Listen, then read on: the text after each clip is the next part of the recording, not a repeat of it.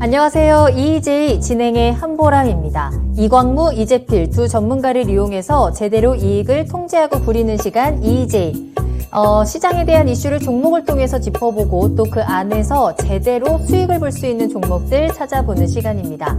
자, 그럼 먼저 오늘의 두 주인공부터 소개하도록 하겠습니다. 토마토TV의 필 담당 이재필 전문가님과 또 토마토TV의 광 담당 이광무 전문가님 함께 하겠습니다. 두 분 안녕하십니까? 예, 안녕하십니까? 네, 안녕하세요. 반갑습니다. 네. 자, 이광무 전문가님께서는 어제 굉장히 오랜만에 스튜디오로 컴백을 하셨는데 다시 한번 또 격리에 들어가셨습니다. 너무 아쉬워요, 전문가님. 네, 제가 이 시간대 시청자님들과 또 우리 제작진분들에게 민폐를 좀 끼치고 있는데요. 일단 건강도 빨리 회복하고, 이 방역 지침 잘 지켜가지고 빨리 스튜디오에 네. 얼굴을 빨리 비칠 수 있도록 노력하겠습니다. 알겠습니다. 진짜 어제 오랜만에 저희 스튜디오에 다 같이 모여서 굉장히 재밌게 신나게 방송을 했었거든요. 자, 건강 잘 챙기시고요. 또 건강한 모습으로 저희 다음 주에 스튜디오에서 다시 만나도록 하겠습니다. 그때까지는 계속해서 또 화면으로 함께 하게 됐다는 점 시청자 여러분들께도 다시 한번 양해 말씀 부탁드리겠습니다. 자, 그렇다면 오늘 두 분과 함께 어떤 이야기를 나눠볼까? 오늘은 급등, 급락 종목으로 출발을 해볼까 하는데요. 이 러시아와 우크라이나 지정학적 리스크가 점점 더 고조되는 가운데서 오늘 우리 시장도 출렁했습니다. 자, 그중에서 오늘 시장에서 가장 많이 오른 종목들 그리고 가장 많이 하락한 종목들을 위주로 살펴보면서 그에 대한 이야기를 차근차근 나눠보려고 합니다. 자, 그렇다면 먼저 오늘의 급등 종목부터 확인하겠습니다. 자, 오늘의 급등 종목입니다. GSE, 이스타아시아홀딩스, 알파홀딩스까지 오늘 상한가 터치하고요. 그 외에도 대성에너지, NSM, 미래생명자원까지 20%를 훌쩍 넘는 급등세 보여줬습니다. 아래쪽으로는 일동제약도 오늘 19%나 급등을 하고요. 중앙에너비스, 줌인터넷, 바이오 FDNC까지 오늘 강한 상승세 보여줬습니다. 한 종목 한 종목 오늘 왜 이렇게 올랐는지 또 어떤 이슈들이 있는 건지 한번 체크를 해보도록 할게요. 자, 먼저 오늘의 첫 번째 종목은 GSE부터 살펴보겠습니다. 이재필 전문가님, 오늘 가장 많이 올랐어요, 이 종목? 예, GSE는 그냥 저 상한가를 그냥 확 밀어넣는 그런 모습인데요. 자, 내용은 다 아시는 내용 그대로입니다. 우크라이나 쪽에서 러시아가 그쪽으로 군대를 푸틴이 그쪽으로 군대를 파병해라. 이런 얘기가 나오면서 상한가를 쳤는데요.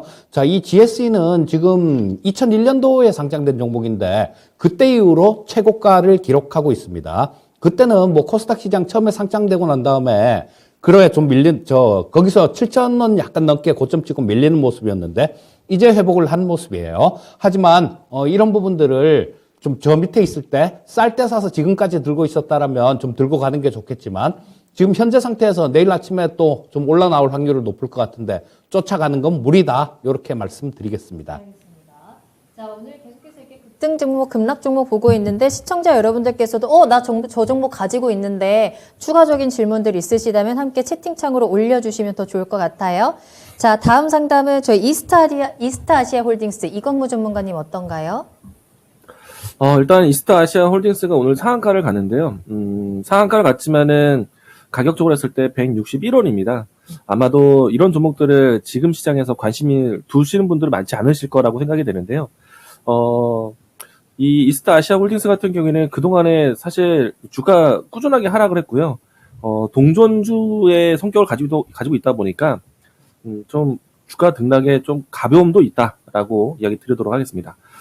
일단 이스타아시아홀딩스 겉보기에 봤을 때 상당히 좀 주가 동전주에 대한 신뢰도도 떨어지고 주가에 대한 흐름들이 상당히 약세했는데 이 기업이 3자배적 유상증자에 대한 이슈가 나왔습니다. 이 때문에 기업 회생에 대한 기업 정상화에 대한 기대감을 좀 가지고 오늘 상한가를 갔다라고 할 수 있겠고요. 그리고 추가적으로 사업 확대에 대한 기대감이 좀 연출되면서 주가가 오늘 좀 강한 상승세로 부동 상태로 보시게 되면은 오전장부터 해서 시세를 좀 빠르게 보여줬던 종목이다라고 할 수가 있겠습니다. 일단 주가 차트상으로 봤을 때 탄력을 보일 수 있겠지만은 저는 역시 이 주가 좀 기본적으로 봤을 때 신뢰도가 상당히 떨어질 수 있기 때문에 많은 분들은 그냥 오늘 어려웠던 이 종목이 이 기업이 유상증자에 대한 호재는 보았구나 이 정도로만 좀 관망하셨으면 좋겠다라는 말씀 드리겠습니다. 자, 다음은 알파홀딩스를 보도록 하겠습니다. 자, 이 종목 역시 상한가를 쳤는데요. 이 알파홀딩스는 원래 좀 끼가 있는 그런 종목입니다. 자, 근데 뭐 오늘 이렇게 급등한 이유는 한송네오텍의 경영권을 인수한다라는 얘기, 그러면서 2차 전지 사업 쪽에 진출한다라는 그런 얘기가 나와서 상당히 급등한 모습이었는데요. 자, 지금도 지분 관계는 엮여 있습니다. 그래서 새삼스러울 것도 없는데 이런 급등이 나왔습니다. 자, 지금 이 조금 대표적으로 조심해야 되는 그런 종목 중에 하나인 게 좀 적자가 계속해서 많이 나는 그런 기업입니다. 자, 이게 연결 기준으로는 재작년하고 그 재작년에 흑자가 났기 때문에 뭐 어떤 그 관리 종목에 편입이 된다든가 그런 대상은 되진 않는데요. 자, 지금 어쨌거나 지금 3년 연속으로 계속해서 적자가 나고 있는 그런 종목이에요. 자, 그렇다면 지금 올해 같은 경우는 결산서를 굉장히 좀 꼼꼼히 뜯어볼 겁니다. 왜? 횡령사고들도 많고 계양전기도 얼마 전에 사고를 쳤기 때문에 그 전에 오스템 임플란트도 그런 일이 있었고요. 꼼꼼히 따져볼 테니까 최소한 결산서 나오고 사업보고서 나올 때까지는 이런 종목은 좀 피하는 게 좋을 것 같고요. 자, 일단 보유하고 계신 분들이라면 일단 오늘 상한가니까 기분은 좋으시겠지만 적당히 좀 올라가면 팔고 나오는 전략이 좋겠다. 이렇게 말씀드리겠습니다. 다음은 이제 대성에너지 종목인데요. 오늘 올랐던 종목들을 좀 살펴보시게 되면은 오늘 우크라이나 사태, 특히 이제 전쟁에 대한 자극적 이슈가 있는데도 불구하고 반사적인 이익이 될 수 있는 종목들이 움직임이 좋았습니다. 에너지 관련된 종목들, 그리고 인플레이션 관련된 종목들이 눈에 띄지 않았나 생각이 되고요. 그런 측면으로 해서 대성에너지가 급등세를 보였는데 어느 특정 지역에 대한 도시가스를 하고 있는 회사입니다. 아무래도 우크라이나 사태 때문에 천연가스에 대한 가격이 올라가게 되면은 이런 가공을 통해서 송출하게 되는 기업들 같은 경우에는 이 마진에 대한 개선이 나올 수 있기 때문에 그 이유로 해서 오늘 에너지 관련된 종목들이 움직였다라고 할 수 있겠고요. 일단 대성에너지는 오늘 상한가 안착까지는 가지 못했습니다. 종가 상태를 했을 때 28%, 물론 이제 강한 상승세로 마감이 되었는데, 주가의 위치를 보시게 되면은 이 연중 고점, 지난 연중 고점에 위치한 가격대까지 성큼 올라온 모습입니다. 일단 가격적으로 했을 때는 13,000원 라인대가 물량, 그러니까 매물대 소화 과정이 되지 않을까라고 예상이 되는데요. 저는 대성에너지, 에너지 관련된 종목들은 추가적인 상승 여력이 있다라고 봅니다. 일단 우크라이나 사태에서 특정 지역에 대한 독립국가 인정이 된다면은 앞으로 이 유럽으로 되는 여러 가지 에너지에 대한 좀 난항이 겪어질 수 있기 때문에 아마도 천연가스를 비롯한 유가에 대한 관련된 이야기들, 원자재 가격에 대한 변동이 계속 이야기가 될 것 같다라고 생각이 됩니다. 그래서 이 종목 같은 경우에는 13,000원대에 대한 가격이 이 라인대에서 소화가 된다라면은 추가적인 신고가 흐름도 연출되지 않을까 생각이 되고요. 이 때문에 가지고 있는 분들은 조금 더 추세를 보자라고 이야기 드리겠고요. 그리고 만약에 신규로 보시는 분들 같은 경우에는 전고점에 대한 매물 소화 과정이 있기 때문에 추격 매수, 급등하는 종목들에 대해서 따라가는 매매는 피하자라고 이야기 드리고 싶고요. 만약에 이제 이 종목에 대한 선택을 한다면은 눌렸을 때, 가격적으로 했을 때는 12,000원과 그리고 11,500원 라인대, 이 라인대를 좀 염두하면서 눌림목을 기다리시는 게 좋지 않을까 예상을 합니다. 일단 에너지 관련된 종목들은 우크라이나 사태 단기적으로 에너지에 대한 가격 변화는 계속 나올 수 있기 때문에 좀 더 탄력을 보자라고 이야기 드리겠습니다. 자, 다음은 NSN을 보도록 하겠습니다. 자, 이 NSN은 자전거를 만드는 회사죠. 자전거 만드는 회사고, 그 다음에 컨텐츠 같은 것들, 이런 것들의 매출도 약간은 있는, 그렇게 크진 않은데 약간은 있는 그런 기업입니다. 자, 그런데 이런 부분들이 조금 연초에 부실한 이런 종목들이 좀 투기적으로 이렇게 한번 반짝 이렇게 올라오는 경우들이 있습니다. 뭐냐 하면 좀 이 재무나 이런 데 대한 걱정이 좀 아무래도 있어요. 자, 지금 NSN 같은 경우만 하더라도 아까 말씀드렸던 그 알파홀딩스랑 마찬가지로 계속해서 또 3년 연속 이렇게 적자가 나고 있는 그런 기업입니다. 그리고 작년이야 매출이 조금 늘어나는 그런 모습인데 늘어났다고 하더라도 이 3분기까지 매출액이 한 210억 정도밖에 안 되거든요. 자, 근데 이 210억 정도 되는 회사가 좀 잘 이렇게 살아남기가 그렇게 쉽지 않은 게 주식 시장입니다. 자, 그래서 뭐 이 자본 확충에 대한 기대감들 요런 것들이 조금 있어서 좀 투기적인 시세가 나온 것 같은데요. 자, 역시 좀 접근을 하는 데는 쉽게 접근해서는 안 될 것 같고 조금 보유하고 계신 분들은 좀 정리하는 관점으로 접근하시는 게 좋겠다. 이런 생각입니다. 네, 다음은 미래생명자원인데요. 이 종목 같은 경우에는 저희 지난주에 인플레이션 관련된 테마를 이야기를 했을 때 소개해드렸던 종목 중에 한 종목입니다. 뭐 앞에 이재필 전문가님 이야기해 주셨던 GSE도 마찬가지였고요. 미래생명자원, 뭐 사료 관련된 종목인데 지금 우크라이나 사태 때문에 번져진 뭐 에너지 가격에 대한 변동, 에너지 가격에 대한 변동이 결국에는 물가 상승에 대한 또 이유가 될 수가 있습니다. 이 때문에 곡물 가격, 사료 가격에 대한 부분들까지도 연쇄적으로 상승했다라고 보시면 좋을 것 같고요. 일단 미래생명자원 같은 경우에는 인플레이션에 대한 우려는 지금 실질적으로 음식료 기업들에 대한 물가 상승 때문에 앞으로도 좀 더 지속되지 않을까라고 생각을 합니다. 그래서 좀 관심권에 두면서 탄력 대응할 수 있는 트레이딩 관점에서 계속 거론될 수 있는 종목이다라고 생각이 되고요. 다만 이제 주가에 대한 흐름들을 살펴보도록 하겠는데 주가를 보시게 되면은 최근에 거래량 유입이 상당히 좋습니다. 한 달 기간 동안에 계속해서 최대 거래량들을 넘어가는 오늘도 직전에 있었던 거래량보다 훨씬 더 많은 거래량들이 유입이 되었었고요. 일단 주가를 보시게 되면은 지난 연중 고점에 대한 가격대를 소화시키면서 오늘 크게 움직임이 나왔습니다. 이 종목도 사실 전고점에 대한 물량 소화를 하고 난 다음에 주가가 내려왔다가 다시 재차 올라오는 눌림목을 만들어주는 모습이었는데요. 사실 근데 이 종목을 접근하기가 좀 부담은 되는 것이요. 고점을 찍고 내려왔다가 다시 재차 올라갔는데 이 등락이 폭이 상당히 거칩니다. 이 때문에 트레이딩 관점에서 조금 좀 이 숙련된 분들, 단기 대응에서 조금 더 노하우 있으신 분들이 보셨으면 좋겠다라고 생각이 되고요. 맹목적인 투자하기는 좀 부담이 될 겁니다. 왜냐면요, 이 종목에 대한 매매 대응 포인트는 거래량이 있습니다.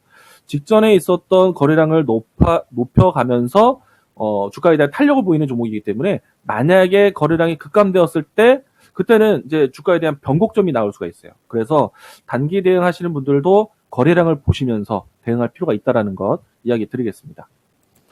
자, 다음은 일동제약을 좀 보도록 하겠습니다. 자, 이 일동제약은 셀트리온하고 마찬가지로 이 코로나 치료제를 개발하는 그런 기업인데요. 자, 오늘 관계기관에서 조금 얘기가 나왔었죠. 자, 뭐 이 방역 주체 책임지고 있는 그런 쪽에서 셀트리온의 치료제 그리고 일동제약의 치료제 이런 것들이 나중에 우리 오미크론이 지금 뭐 굉장히 많이 지배종이지 않습니까? 그런데 이 오미크론에도 효능이 있을 것 같다. 이 오미크론에도 사용할 수 있을 것 같다라는. 자, 근데 뭐 이 오미크론에 만약에 이런 약들을 사용할 수 있다라면 지금 뭐 수입해 오는 약이 어마어마하게 비싸잖아요. 그런데 자, 이런 부분들을 대처할 수 있다라면 뭐 이쪽에는 실제로 이게 좀 숫자로 좀 찍혀 나오는 그런 부분들이 있을 수 있겠다라는 생각이고요. 일단 기술적으로 좀 대응을 하시는 게 좋을 것 같은데, 자, 뭐 오늘 뭐 상당히 좀 거래량 자체도 많이 터졌습니다. 거래량 자체도 좀 많이 터지면서 고점은 한 27% 정도 그까지 올라갔었어요. 자, 근데 뭐 조금 밀려서 19% 정도 플러스로 마감이 됐는데요. 자, 이 관건은 48,350원이 전고점을 기록하고 있는데요. 자, 이거를 빨리 뚫어줘야 됩니다. 자, 지금 현재 뭐 오늘도 한번 쭉 올라갔다가 이렇게 좀 밀려서 윗꼬리가 좀 있는 상태인데요. 자, 요런 그림이 나왔을 때는 뭐 내일 바로 이 거래량이 오늘보다 더 급증을 하면서 오늘 2,300만 주 정도 거래량이 터졌는데요. 더 늘어나면서 이 전고점을 뚫어준다라면 그게 가장 좋은 시나리오고요. 늦어도 일주일 정도 내에는 이 가격 48,350원이라는 가격을 뚫어줘야 됩니다. 자, 요거 뚫는 거, 거래량 여부들 체크하면서 대응하시면, 그걸 뚫었을 경우에는 상당히 좋은 흐름도 나올 수 있겠다. 요렇게 말씀드리겠습니다.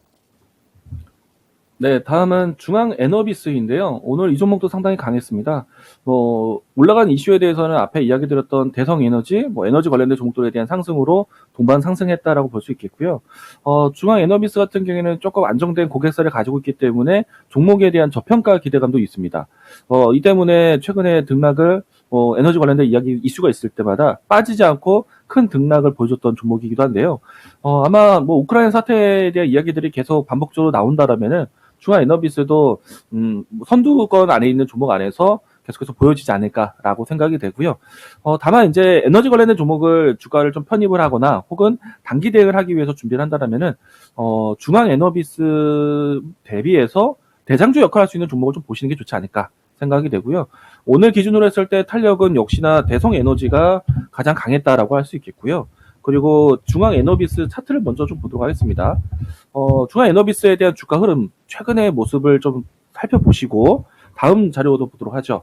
한국 석유 종목이 있습니다. 만약에 주가를 보신다라면은 중앙 에너비스 탄력보다 한국 석유에 대한 탄력이 조금 더 기준이 되면서 움직임이 나오지 않을까. 주가의 흐름은 상당히 두 종목이 비슷하거든요. 그런데 오늘의 등락은 중앙 에너비스가 종가상은 좋았지만은 앞으로 뭔가 탄력을 좀 더 크게 극대화할 때는 한국 석유에 대한 주가가 조금 더 기준이 되면서 중앙 에너비스가 따라가는 흐름이 되지 않을까라고 생각을 합니다. 기본적인 차트에 대한 설명은요. 이 종목이 중앙 에너비스보다는 전고점에 대한 물량 소화를 먼저 거쳤기 때문에 조금 더 수월하고 가볍다라고 할 수 있겠습니다. 그래서 에너지 관련된 종목들, 중앙 에너비스, 한국 석유와 같이 비교해서 보자. 일단 대장주 역할을 대성 에너지, 한국 석유를 먼저 보자라고 이야기 드리겠습니다.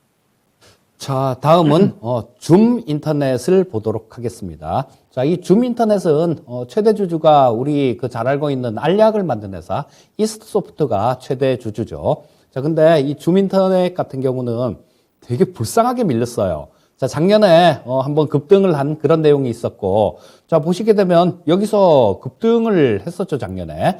자, 급등을 하고 난 다음에 이렇게 몇 달 동안은 계속 옆으로 이렇게 횡보를 했습니다. 그리고 올해 6월 달에 시장이 이때 고점을 찍었었죠.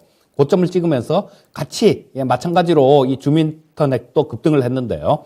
그다음부터는 줄줄이 계속 빠졌습니다. 계속 빠지더니 지금 주가는 반토막이 더 난 상태에서 반등이 나오는 겁니다. 자, 충분히 좀 낙폭과대로 이 많이 빠진 상태에서 나오는 반등이기 때문에 이런 부분들은 어느 정도 믿을만 하다라는 생각이 들고요. 자, 또 중요한 게 이 줌인터넷 같은 경우는 앞서서 말씀드린 몇 종목들 같은 경우는 계속 3년 내내 적자나고 이런 그런 기업들만 있었는데요. 자, 이 줌인터넷 같은 경우는 조금 흑자가 났습니다. 그리고 무엇보다도 오늘 이렇게 강하게 올라온 이유가 그런 것 같아요. 자, 이익이 9억, 8억 이 정도밖에 안 났었는데 지금 오늘 실적 발표가 나왔는데 4분기 실적이 영업이익 기준 48억이 나왔습니다. 이거 최근 들어갖고 거의 못 보던 그런 숫자가 나와버린 거예요. 아마 사상 최고치의 흑자가 아닐까 싶은 생각이 들고요. 자, 이런 부분들이 있기 때문에 실적에 대한 기대감들, 이런 것들이 작용을 하면서 지금 낙폭과대 상태에서 좀 더 추가 상승 여력은 있어 보입니다. 자, 그렇다고 하더라도 내일 아침에 좀 떠서 나온다라면 지금 오늘 17% 정도 올라왔는데 쫓아가긴 무리가 되겠죠. 조금 눌러주는 구간들이 분명히 나올 것 같습니다. 그 구간을 이용해서 공략하신다라면 상당히 좋은 투자 대안이 될 수 있을 것 같다. 이렇게 정리해 드리겠습니다. 네, 다음은 신규주 종목인데요. 바이오 FDNC라는 종목입니다. 상장한 지는 이틀째 되었고요. 일단 어제 좀 장중에 좀 많이 빠졌다는 인식이 되면서 오늘은 시장 대비해서 좀 선방하는 모습 보여주었고요. 일단 이 종목에 대한 포인트는요. 보통 이제 신규 상장 종목 같은 경우에는 이 장중에 유입되는 수급에 의존하면서 움직이는 경향이 큽니다. 기업에 대한 본래 가치에 대한 이 산정보다는 장중에 유입되는 수급에 달렸다라고 할 수 있겠고요. 그래서 이 기업에 대한 재무적인 건전성이나 이런 걸 떠나서 당분간은 차트적인 흐름에 대한 대응이 필요하지 않을까 생각이 되고 있고요. 그리고 이 종목에 대한 좀 이 단점이 있다라면은 일단 오늘 시장이 전반적으로 어려운 가운데 이 종목이 선택된 이유는 신규 상장되었지만은 공모가 산정에서 상당히 떨어져 있는 가격대입니다. 이 종목의 공모 가격이 28,000원 라인대인데요. 그러면은 어제 같은 경우에는 장중에 2만 원대까지 내려왔었기 때문에 공모 가격 대비해서 상당히 빠졌다라는 인식이 되었다라고 볼 수 있겠고요. 오늘 사실 공모가 가격 이상으로 올라오긴 했지만은 윗꼬리가 연출된 상태입니다. 그러면은 내일도 다시 한번 공모가 가격 전후로 해서 주가에 대한 상단을 또 다시 확인하지 않을까 예상을 하고 있고요. 이 종목에 대해서 단기적인 대응을 한다라면은 가격적으로 했을 때 일봉 상태에서는 1차적으로 25,000원, 그리고 상단에서는 27,500원 라인대가 중요한 박스권이 되지 않을까라고 생각을 합니다. 이 종목에 대한 분봉, 30분봉을 좀 보도록 하겠습니다.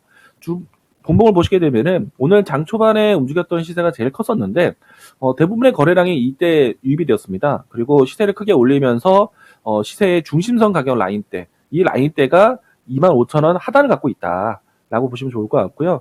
그래서 25,000원대에 대한 가격 지지가 상당히 중요하게 역할이 될 겁니다. 그래서 이 종목에 대해서 단기 대응을 한다? 그러면 25,000원 손절 라인대 주고 대응하셨으면 좋겠고요.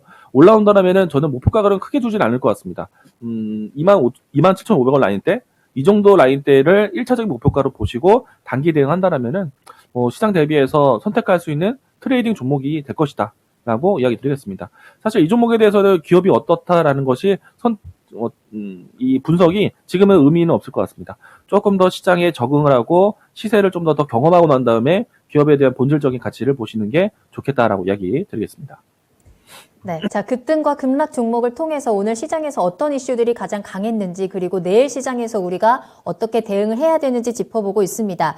꽃방울님께서 그럼 떡락 종목도 봐주시나요? 했는데 오늘 급락한 종목들도 한번 살펴보도록 할게요. 자, 오늘 하락한 종목들 살펴보시죠. 먼저 오늘 가장 많이 하락한 종목 UNI부터 한번 살펴보도록 하겠습니다. 오늘 이 하락 종목에 대해서는 조금 더 빠르게 우리 짚어보도록 할게요. 먼저 이재필 전문가님. 자, 이 UNI 같은 경우는 뭐 이렇게 빠지는 게 차트를 한번 띄워주시면요. 자, 이렇게 빠지는 게 당연한 종목이다라고도 볼 수 있을 것 같아요. 자, 이게 얼마입니까? 5,500원대에서 저 급등했다가 상한가 치고 점상으로 두 개 갔다가 또 상치고 거래 정지됐다가 상치고, 자, 이렇게 너무 급등을 한 그런 내용들이 있어요. 그렇다고 뭐 또 실적 부분들이 그렇게 좋다거나 이런 부분들이 아닙니다. 자, 이 UNI도 조금 끼가 있는 그런 종목인데요. 예전에 그 북한하고 뭐 좋은 얘기를 오고 가고 그랬을 때 이 북한에 마그네슘이 뭐 2,000조 가량 묻혀 있다. 그래서 북한 자원개발 관련주로 한번 이렇게 움직인 그런 내용도 있는 종목인데요. 자, 지금 이런 종목들 같은 경우는 투기적인 그런 시세가 나오는 그런 부분들이니까 접근을 하시면 안 되겠다. 이렇게 보시면 좋겠습니다. 네, 오늘 맘스터치 종목이 상당히 급락을 했었는데요. 어제는 상한가를 갔었던 종목입니다. 그런데 오늘은 이 급락하는 모습 연출됐고요. 어제 상한가 간 이유가 자진 상패에 대한 기대감, 자진 상패에 대한 발표가 있고 난 다음에 주가가 이제 급등을 했습니다. 일단 어제 급등한 이유와 오늘 급락한 이유 내용을 보시게 되면요. 자진 상패를 하는 데 있어서 회사 입장에서는 이 공개 매수 가격 이상으로 추가적인 주식 매입의 의사는 없다라고 딱 선을 그었단 말이죠. 근데 사실은 어제 올랐던 이유를 뉴스를 찾아보시게 되면은 이 공개 매수 가격 이상으로 소액 주주에 대한 매도가 이루어질 수 있지 않겠는가라는 관심으로 어제 급등을 했거든요. 근데 이제 자진 상패에 대한 이슈는 상당히 긍정적이고 호재이지만 근데 내용 해석이 상당히 좀 아이러니합니다. 공개 매수 가격 이상으로 팔 수도 있겠다라는 기대감? 사실 보통의 시장에서 자진 상패하는 기업들 같은 경우에는 대부분 주가가 낮은 데 위치해 있지 않습니다.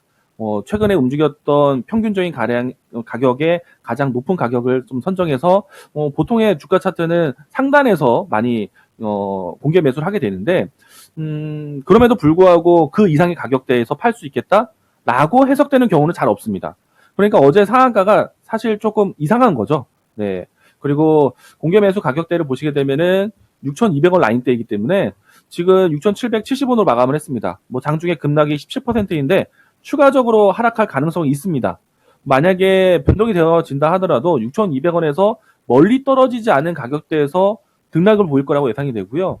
그렇기 때문에 이 종목에 대한 상한가 그리고 급락 변동에 대한 변동폭을 대응하겠다라는 관점으로 들어가실 종목은 아니다. 어제 상한가 자체가 이상했다라고 보시면 될 것 같고요. 일단 맘스터치는 이미 자진 상패에 대한 결정이 나왔고 자진 상패에 대한 요건이 갖췄기 때문에 개인 투자자분들이 접근하는 트레이딩 종목은 될 수는 없다. 이 종목은 그냥 쳐다만 보십시오. 예, 그냥 관망. 네, 의견 드리겠습니다. 자, 다음은 PC 디렉트에 대해서 좀 살펴보겠는데요. 자, 이 PC 디렉트는 USR이라는 회사가 주주명부 열람 신청을 소송을 제기를 했었는데요.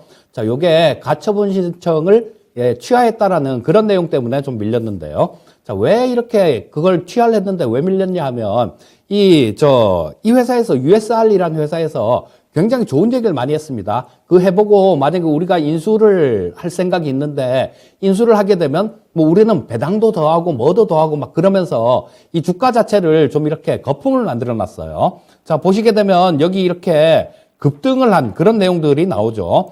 자, 여러분들 매매를 하실 때 이건 꼭 명심하셔야 됩니다. 급등을 한 종목을 쫓아가실 때는 내가 얼마면 이 종목은 무조건 손절을 치겠다라는 그 가격부터 내가 얼마면 팔고 나와야지가 아니라 내가 얼마 이하로 이게 빠지면 나는 무조건 자르겠다라는 그런 거를 가격을 정해놓고 들어가셔야 됩니다. 자, 이것도 마찬가지. 그렇지 않았으면 이 꼭대기 3만 원대 매수하신 분들 같은 경우는 정말로 또 아들한테 물려준다 이런 얘기가 나옵니다. 자, 지금 뭐 현재 상태에서는 이 PC 디렉터 같은 경우는 뭐 이게 어느 정도 실적도 나오고 있는 그런 부분들이 있기 때문에 뭐 작년 같은 경우도 되게 좀 좋았습니다. 3분기까지 영업이익이 뭐 한 120억 정도 이상 났는데요. 자, 2020년도 영업이익이 69억입니다. 그렇다면 시가총액이 1,400억 정도니까 뭐 괜찮은 그런 종목이죠. 자, 뭐 추가로 하락 시에는 조금 매수로 노려봐도 되겠다. 요렇게 말씀드리겠습니다.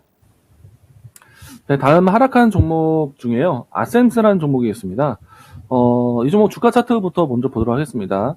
뭐 기업의 내용은 사실 뭐 다른 산업 그 안에서 접착제 관련된 산업을 하는 기업이기 때문에 저 개인적으로는 아주 큰 관심이 높은 산업은 아니다라고 먼저 좀 이야기 드리겠고요.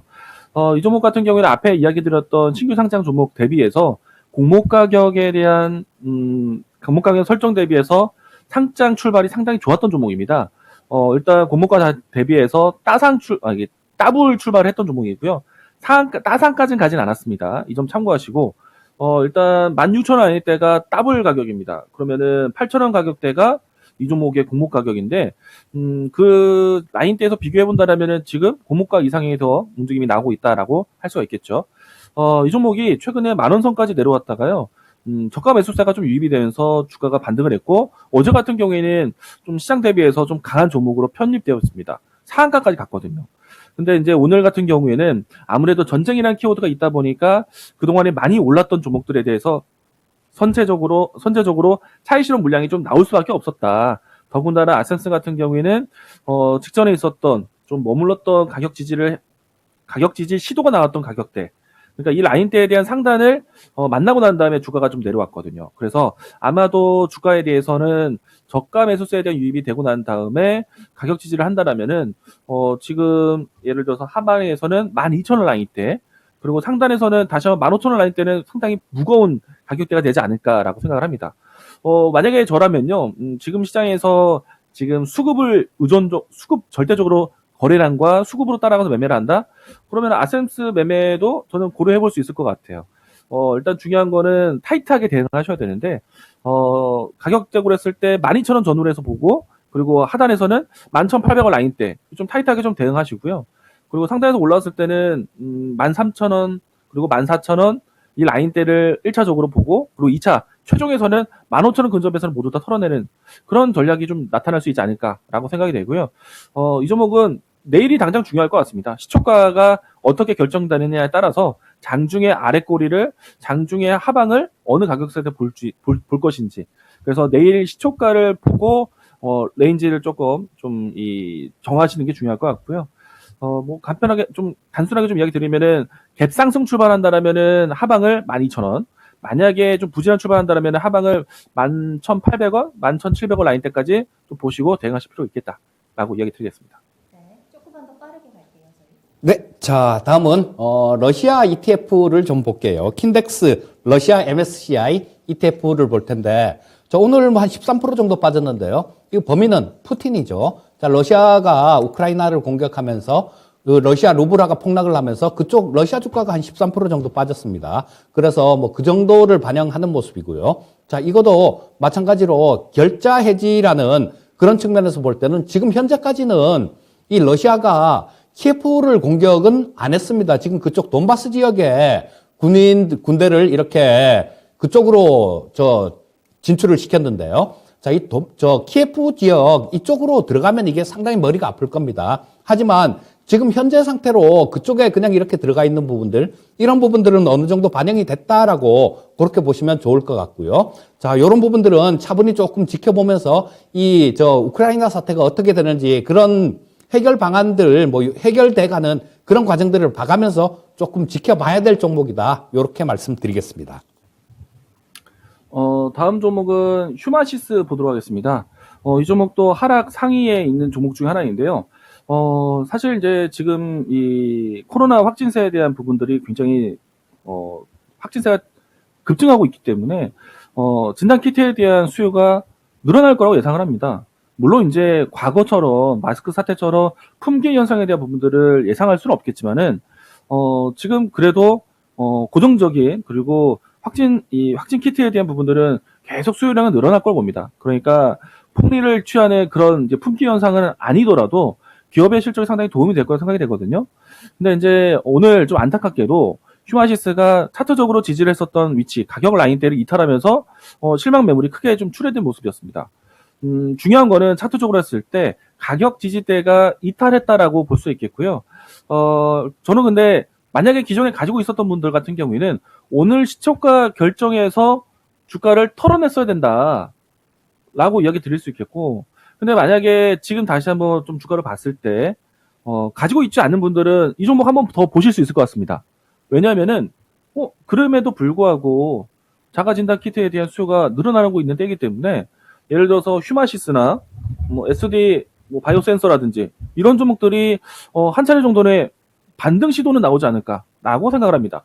그래서 뭐 휴마시스가 지금 차트적으로 좀 이탈이 되면서 급하게 떨어졌는데 당장 내일 들어가는 것은 아닙니다.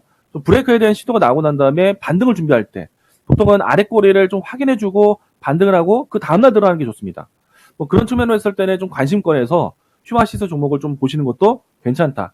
다만 전고점 이상까지의 급등을 기대하기보다는 단기적인 수익만 볼 수 있는 그런 마디 전략을 볼 수 있는 종목, 관심 종목으로 볼 수 있겠다라는 거 이야기 드리겠습니다.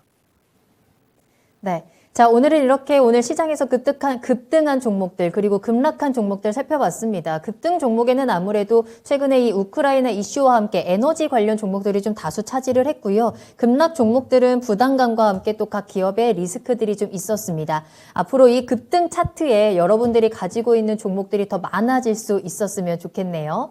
자, 그럼 이어서 오늘의 심판 이어가겠습니다. 시장 이슈에 대해서 찬반 토론 나누는 시간이고요. 서로 각자 반대되는 의견을 주장을 하면서 그 안에서 여러분들이 어떤 의견들이 조금 더 설득력 있었는지 평가를 내려주는 시간입니다. 자, 오늘은 해운주에 대한 이야기 나눠볼 거고요. 그 안에서 탑픽 종목 찾아보겠습니다. 여러 가지 시장의 우려와 불확실성 속에서도 꿋꿋하게 빨간불을 지켜주고 있는 업종 중에 하나가 바로 이 해운주일 텐데요. 자, 긍정적인 시선과 함께 아직은 좀 시기상조다라는 이야기들도 나오고 있어요. 해운주, 물류대란 속에서 역대 최대 실적을 보여주고 있는데 그 안에서 탑픽 종목은 무엇인지 두 분의 이야기 나눠보도록 하겠습니다. 이야기 잘 들으시고 어떤 의견이 조금 더 설득력 있었는지 투표 꼭 해주시길 바랄게요. 자, 그렇다면 먼저 이재필 전문가님의 의견부터 들어보겠습니다. 해운주, 탑픽 종목 어떤 게 있을까요? 자, 이 해운주는 일단 뭐 탑픽 이전에 좀 투자 대상으로 하기는 조금 뭐 무리가 있다라는 그런 생각입니다. 뭐냐 하면 지금 이 해운주 같은 경우는 인생에서 가장 좋은 시절이 만약에 20대다라면요. 지금 한 40대 정도 된 뭐 완전히 안 되는 그런 부분들은 아니지만 인생에서 되게 좋은 그런 시절은 조금 지나간 그런 섹터다라고 말씀드리고 싶고요. 뭐냐 하면 이게 뭐 작년에 좀 너무 좋았고요. 앞으로 실적 부분들이 이게 더 좋아지기가 조금 힘듭니다. 그래서 자, 이런 부분들을 본다라면 이 해운 섹터들 같은 경우는 상당히 뭐랄까 그 실적의 변동성들 이런 것들이 굉장히 큰 그런 섹터입니다. 자, 제 화면에 조금 좀 비춰주시면요. 자, 지금 요거는 HMM의 연봉입니다. HMM의 연봉인데, 자, 이때도 마찬가지였었죠. 2003년도부터 시작해갖고, 자, 뭐, 이때도, 거의 뭐, 8배 가까이 이렇게 급등한 모습이었어요. 자, 이때 해운주들이 얼마나 좋았었냐 하면요. 한진해운이라고 지금 없어진 기업 있죠. 한진해운도 마찬가지, 이때 뭐, 퍼가 3배, 4배 이 정도밖에 안 됐었습니다. 그래서, 야, 이거 해운주는 사놓으면 무조건 먹는 거야. 이때도 이런 얘기들을 많이 했었어요. 그런데, 이런 부분들이 지금 뭐 올해 같은 경우는 굉장히 좀 물류가 상당히 좀 타이트한데요. 자, 이런 부분들이 어느 정도 지속되다 보면 거기에 대한 또 투자가 들어갈 수도 있고요. 그렇기 때문에 물동량 자체도 조금 줄어들 수 있는 그런 모습이고 또 이게 변동성들이 워낙 큰 그런 업종이다 보니까 줄어들기 시작하면 굉장히 많이 줄어드는 그런 경향이 있습니다. 자, 이 HMM의 연봉이 그렇게 됐고요. 자, 이거 저때 고점에서는 정말로 어마어마했죠. 중간에 빠지면서 감자도 하고 뭐 여러 가지 진짜 진짜 쇼를 막 다 했던 그런 종목들이고요. 자, 그렇다면 페노션은 안 그럴까? 페노션도 한번 보겠습니다. 자, 이 페노션은 상장된 게 그때였었죠. 2007년도에 가장 좋을 때 그때 상장을 해서 자, 상장된 이후로 계속 흘러내리기만 합니다. 그리고 중간에 또 이 페노션도 마찬가지로 감자도 당하고 그런 수모를 되게 많이 겪었어요. 자, 그래서 이런 쪽들 같은 경우는 지금 그렇게 투자 대상으로 길게 갖고 가기보다는 조금 지금 현재 아직까지도 물류대란 이런 부분들은 상당히 좀 있으니까요. 그리고 올해 하반기 정도가 돼야 이게 완전히 풀릴 수 있는 그런 부분들이 있으니까 매매 관점 조금 있다가 좀 올라가면 조금 기다렸다가 조정받을 때를 기다렸다가 좀 빠지면 그때 사서 조금 매매 관점, 트레이딩 관점으로 접근하시는 건 좋다라는 생각이고요. 자, 길게 중장기 투자라는 관점으로 접근하기에는 좀 무리가 있다. 이렇게 말씀드리겠습니다. 알겠습니다. 변동성이 크다 때문에 지금 그렇게 매력적인 투자 대상은 아닐 수가 있다. 주의가 필요하다라는 의견을 주셨는데요. 채팅창 보니까요. HMM에 대한 궁금증들도 많이 올려주고 계십니다. 내일도 오를 것인지, 노드스트림이 호재로 작용할 것인지, 요즘 BDI는 어떤지 이 해운주에 대한 궁금증 올려주고 계신데 이에 대해서 이광무 전문가님의 해운주에 대한 의견과 탑픽 종목은 어떤 거 꼽으실까요? 저는 해운 종목들이 추가 상승 여력이 있다라고 생각을 합니다. 물론 이제 지금 최근에 나오고 있는 이 해운업에 대한 이 이야기들은요, 여전히 물동량에 대한 부분들 계속해서 늘어나고 있는 이 시점이고, 그리고 운임지수도 상당히 좋은 가격대를 보여주고 있지만, 올해 연중에 이 해운업에 대한 흐름을 본다라면은 운임지수가 상고 하저, 그러니까 어느 시점에서는 피크아웃을 보여줄 것이다라고 예상은 하고 있습니다. 근데 그럼에도 불구하고 주가 위치가 워낙에 낮은 위치에 있다 보니까 해운주 같은 경우에는 상고 하저에 대한 연중 흐름을 예상하더라도 지금의 위치에서는 추가적인 상승력을 더 보여줘야 된다. 라는 생각이고요. 그리고 해운업을 본다라면은 가장 대표적인 종목, 대장주 역할을 했었던 H&M을 탑픽 종목으로 이야기 드리겠습니다. H&M 같은 경우에는 해운업과 같이 지난주에 저희 EJ에서 좀 해운업에 대한 테마 이야기들 많이 건네드렸었는데 저는 그때도 H&M을 탑픽 종목으로 이야기를 드렸었던 종목이고요. 일단 이 종목이 그동안의 적자를 보여주다가 지난해 사상 최대의 실적을 기록을 했습니다. 그리고 오늘 날짜에 나온 뉴스를 보시게 되면은 9년 동안의 영업이익을 지난해 한 해로 모두 다 벌었다라고 얘기를 합니다. 그만큼 실적 서프라이즈를 상당히 보기 좋게 보여줬고, 근데 이제 가장 큰 배경이 되는 거는요, 이 H&M 같은 경우에는 컨테이너선 중심으로 진행되는 해운사인데, 아무래도 이 컨테이너선 운임 지수에 대한 영향을 가장 많이 받을 수밖에 없겠죠. 제가 이제 지금 최근에 진행되고 있는 컨테이너선 운임 지수에 대한 자료를 가지고 왔는데요. 보시게 되면은 지금 가장 중요하게 기준이 되는 거는 상하이 컨테이너선 운임 지수입니다. 보시게 되면은 오늘 날짜 기준으로 했을 때도 4,946포인트대에 있거든요. 직전에 가장 높은 가격대 위치가 5,100포인트 위치입니다. 그러면은 지금 현재 위치도 상당히 고점권을 유지하고 있다라고 할 수 있겠고요. 그리고 최근에 와서 이 원자재 공급에 대한 이 물류 대란이 있죠. 여전히 계속 물류 대란에 대한 물류 공급에 대한 부분들이 어렵다 보니까 이 운임지수는 당분간은 좀 이 현 위치를 유지할 가능성이 크다라고 할 수 있겠고요. 운임지수가 여전히 계속 이 위치를 가지고 수주에 대한 부분들이 계속 이어진다라면은 H&M은 지난해 못지않은 실적이 올해 상반기에도 계속해서 기록되지 않을까 예상을 합니다. 그리고 이제 뭐 중요한 거는 뭐 상하이 운임 지수도 있겠지만은 뭐 차이나 운임 지수 그리고 미 항로의 해운업에 대한 운임 지수도 있는데 미주 노선에 대한 운임 지수도 상당히 높아지고 있습니다. 지금 경기 회복에서 가장 빠르게 보여주는 지역이 또 미주 지역인데 이 라인에서도 지금 계속해서 이 컨테이너 운송에 대한 부분들이 계속해서 밀려 있다라는 것 이야기 드리도록 하겠고요. 지금 확실히 시장에서는 어느 일정한 특정 산업에서는 계속해서 이 물류 수요가 있는 상태입니다. 그렇기 때문에 해운사들에 대한 활동은 계속해서 이어지고 있기 때문에 피크아웃에 대한 상반기에 대한 걱정은 나올 수는 있겠지만은 지금은 아니다라고 생각합니다. 그래서 추가적인 상승 여력이 있지 않을까 생각이 되고요. 그리고 이제 만약에 이 지금 현재 고유가라든지 그리고 수주라든지 뭐 운임 지수에 대한 영향 상당히 좋지만은 지금 고유가에 대한 리스크가 좀 있는 상태이죠. 전반적인 시장에서 고유가가 진행된다라면 운임 지수 당연히 포인트를 유지할 거라 봅니다. 그리고 또 한 가지는 지금 이 경기 회복세에 대한 속도가 있기 때문에 금리 인상에 대한 준비를 하고 있죠. 그리고 동시에 코로나에 대한 확진세가 커지고 있지만은 방역 제재를 완화시키고 있습니다. 이 때문에 리오프닝에 대한 경기 활동에 대한 부분들을 재개를 준비를 하고 있기 때문에 만약에 경기가 좋아진다, 그러면 물동량에 대한 회복도 상당히 좋아질 것이다라고 예상할 수 있습니다. 그러면은 해운업에 대한 피크아웃은 조금 더 연장되지 않을까라고 생각을 합니다. 그런 측면을 본다면은 해운업들에 대한 주가 움직임은 좀 더 이루어질 수 있지 않겠는가라고 생각이 되고요.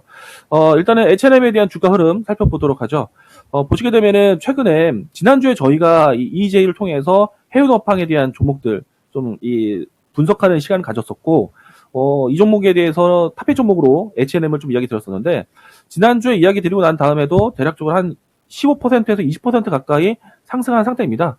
그런데 저는 여전히 추가적인 상승이 가능하다라고 생각이 되고요. 앞에서 이야기 드린 것처럼 상하이 컨테이너 운임 지수가 여전히 고점권에 있는데 주가가 사실 이제 기업에 대한 실적은 여전히 좋다는 얘기입니다. 그런데 주가가 지난해 상반기 초반에 5만 1,000원대 보여주고 난 다음에 주가가 상당한 기간 동안에 하락을 했습니다. 그리고 최근에 와서는 2만 5천 원에 대한 지지 라인대를 확인하고 난 다음에 다시 주가를 전환시키고 있는데 고점을 낮추는 하향 추세 이후에 비추세 구간, 추세 전환을 준비하는 구간이 지금 현재 위치다. 그래서 추가적인 상승에 대한 여력은 있겠다라고 생각이 되고요. 저는 물론 이제 신고가 위치까지 올해 이 상반기에 피크아웃을 예상하고 있기 때문에 신고가 위치까지는 가기는 좀 어렵지 않을까, 부담이 된다라고 생각이 되지만 추가적인 상승 여력을 봤을 때는 적어도 4만 원 언저리까지는 무난하게 움직임이 나와야 되지 않을까라고 생각을 합니다.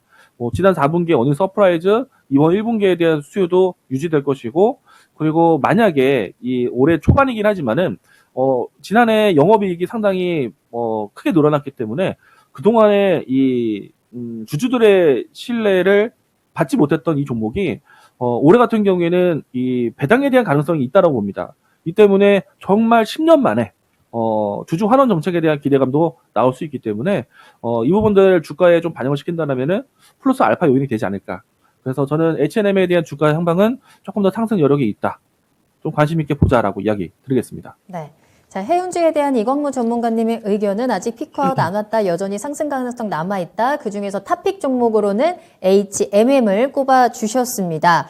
자, 지금부터 여러분들 투표해 주시면 되겠습니다. 해운주 투자 대상 아니다가 1번이고요. 투자 대상이 맞다가 2번입니다. 어떤 의견이 조금 더 설득력 있게 들리셨는지 투표해 주시고요. 또 왜 그렇게 투표를 심판을 하셨는지 그에 대한 이유도 함께 남겨주시면 더 좋을 것 같아요. 지금 바로 투표해 주세요.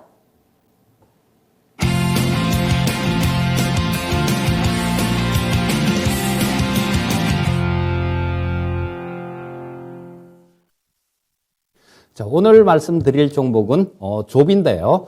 자, 지금 뭐 2%가 처음 시작하고 조금 재미있는 그런 요소를 가미하기 위해서 뭐 예능적인 그런 부분들도 가끔가다 조금 섞이는 하는데요. 종목을 볼 때는 그냥 냉정하게 잘 보셔야 됩니다. 자, 100마디 말 뭐 다 필요 없는 겁니다. 다 필요 없는 거고, 처음에 지난주 월요일 날 처음에 딱 첫 시간에 추천드렸던 종목이 있죠. 티플렉스.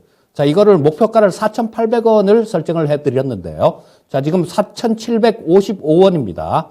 자, 이 부분들이 뭐 그거 찍고도 내일도 움직임도 어느 정도 보면서 이렇게 좀 대응을 하시면 될 거고요.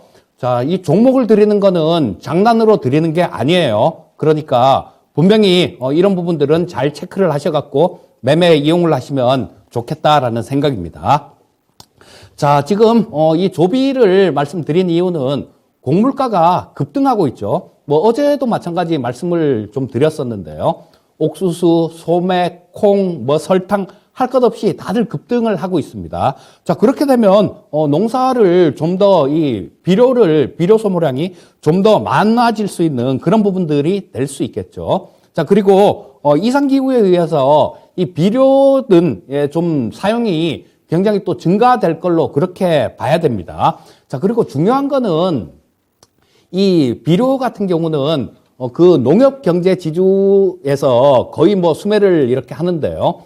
각 기업들, 이 농업 관련되는 뭐 비료나 농약이나 뭐 이런 거 만드는 회사들, 이런 기업들한테 연초에 야, 니네 얼마 좀 우리한테 납품을 해라라고 그렇게 물량을 줍니다. 자, 그런데 작년에 2021년도에 이 조비가 계약을 했던 부분들, 요거는 700억대, 800억이 채 안 되는 그런 금액을 계약을 했어요. 그런데 올해 1월 초에 나온 계약을 보게 되면 1000억이 넘습니다. 자, 그 얘기인 즉슨 물량이 늘었든가 아니면 뭐 납품 단가가 높아졌든가 금액으로 나오는 거니까요. 자, 그렇게 나온다라는 겁니다. 그렇게 되면 뭐 두 개 다 뭐 물량도 좀 늘고, 단가도 좀, 원재료 가격도 이렇게 좀 많이 오르고 그랬으니까요. 그런 부분들도 있겠죠. 자, 그렇게 되면 올해 같은 경우는 실적 부분들이 뒷받침되는 그런 해가 될 거고요. 또 마찬가지로 이런 물량 부분들도 마찬가지로 이 연중에 또 마찬가지 뭐 가뭄이 왔다, 뭐 어디 홍수가 났다, 이렇게 되면 또 되게 한 번씩 이렇게 좀 강하게 움직이는 그런 모습을 보일 때가 있을 겁니다. 그리고 이 농업 섹터 같은 경우는 하반기보다는요, 상반기가 좋습니다. 상반기에 좋은 섹터들이 몇몇 섹터들이 있어요. 여름 관련 수혜주들, 지금 겨울에 무슨 여름 관련 수혜주를 보느냐라고 얘기하시는 분들도 계실 수 있는데요. 지금부터 살펴보셔야 됩니다. 자, 그리고 이 조비 역시 마찬가지로 상당히 좀 끼가 있는 그런 종목이기 때문에 움직이기 시작하면 좀 상당히 좀 멀리 갈 수 있다. 뭐 이렇게 볼 수 있을 거고요. 자, 뭐 예년에 비해서 실적 부분들이 굉장히 좋아질 수 있는 그런 모습이니까 목표가는 한 25,000원 정도로 설정을 하시면 될 거고요. 손절가는 18,000원 설정해 드리겠고 매수가는 내일 아침 시가를 말씀드리겠습니다.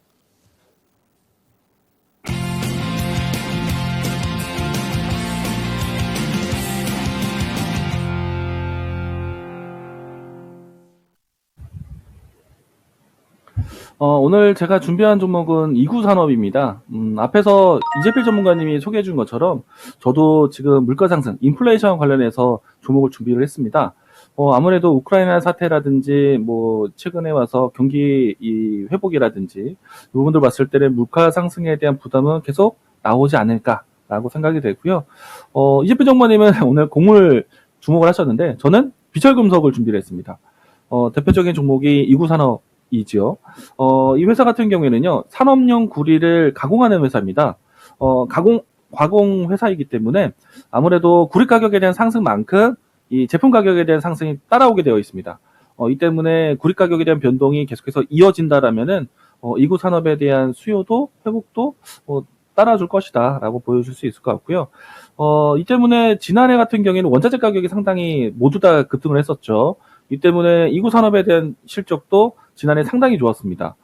그런 기조가 올해도 이어질 것이다라고 예상이 되고요. 만약에 지금 우크라이나 사태에 대해 조금은 진정이 되거나 그리고 뭐 금리 인상과 같은 혹은 유가의 안정이라든지 이와 같은 이야기로 해서 원자재 가격에 대한 변동이 진정이 된다 하더라도 저는 비철금속 안에서 특히나 구리 같은 경우에는 계속해서 가격 지지가 나올 수 있는 요인은 있다라고 생각을 합니다. 왜냐면은 제가 내내 강조를 많이 드렸던 반도체라든지 아니면은 그 밖에 여러 가지 전장화 부품에 대한 전장 사업에 대한 이야기들을 많이 건네드리고 있죠. 지난해보다 올해가 훨씬 더 좋아질 걸로 보고 있기 때문에 그 가장 기본적인 원자재인 구리 가격에서는 계속해서 수요가 나타나지 않겠는가라고 생각을 합니다. 그래서 다른 이 산업군 원자재보다는 구리 관련된 종목들에 대한 움직임들은 견고할 것이다라고 예상을 하고 있습니다. 일단 올해도 지난해와 동일하게 뭐 전기, 전자, 그 자동차 산업 쪽에서의 구리 수요가 이어질 것으로 보고 있으니까 이구 산업에 대한 원자재 가격에 대한 변동은 다른 원자재 대비해서 안정적일 것이라는 거 다시 한번 좀 강조를 드리도록 하겠습니다. 우선 이제 주가를 보시게 되면요, 최근에 우크라이나 사태뿐만 아니라 이 실적 발표 이후에 꾸준하게 올라가고 있는 모습입니다. 그리고 나서 지금 뭐 시장 대비해서 눌림목을 잘 경험하고 있다라고 생각이 되는데요. 주가는 지금 지난해부터 해서 현재까지 박스권이 진행되고 있습니다. 저도 이런 박스권 대응이 좀 필요하다라고 생각이 되고요. 일단 이 종목에 대해서는 시초가 접근 내일 이야기 드리겠지만은 1차적인 목표가는 저는 일단 신고가 위치, 박스권을 돌파할 수 있는 이 기회가 있을 것이다라고 예상을 하고 있고요. 손절 라인 때는 3,700원, 박스권의 하단 위치 3,700원 제시하도록 하겠습니다. 네, 오늘의 추천 종목들까지 짚어드렸습니다. 이재필 전문가님의 조비, 그리고 이광무 전문가님의 이구 산업까지 여러분들 한번 꼼꼼히 살펴보시면서 계속해서 여러분들의 계좌에 아주 기분 좋은 필과 또 광이 비출 수 있었으면 좋겠습니다. 자, 그럼 오늘의 심판 결과를 발표하도록 하겠습니다. 해운주, 지금은 투자 대상이 아니다와 투자 대상이다 둘 중에 여러분들이 투표를 해주셨는데요. 결과는 투자 대상이 아니다에 더 많은 분들이 투표를 해주셨습니다. 채팅창 댓글을 보니까요. 마그마님께서는 우님은 급등락이 너무 심합니다 라는 의견도 올려주셨고, 당연히 투자 대상이다, 무조건 편입해야 한다 라는 의견도 있었고요. 꽃방울님께서는 투자 대상까지는 아니고 투자 금상 정도로 보고 있어요 라는 의견도 남겨주셨습니다. 자, 그리고 라라님께서는 매매 대상이냐 투자 대상이냐 이렇게 접근을 해야 할 것 같아요 라는 의견도 올려주셨는데요. 맞습니다. 또 어느 관점으로 접근하느냐에 따라서 또 시각이 달라질 수 있기 때문에 그런 의견들도 함께 저희가 받도록 하겠습니다. 자, 그래서 오늘의 결과는 해운주, 지금은 투자 대상이 아니다가 더 우세했다라는 점 알려드리도록 하겠습니다. 자, 이렇게 오늘 두 분과 함께 또 시장에 대해서 종목에 대한 다양한 이야기 나눠봤고요. 잠시 후 투자의 신에서 또 여러 가지 시장에 대한 포인트들 잡아가시길 바라겠습니다. 자, 오늘 저희가 방송에서 전해드린 내용은 투자 판단에 대한 참고 자료입니다. 투자는 투자자 본인의 책임과 판단에 따라서 이루어져야 한다는 점 다시 한번 유의해 주시기 바랍니다. 자, 그럼 저희는 내일 이 시간에 다시 돌아오겠습니다. 시청해주신 여러분 고맙습니다.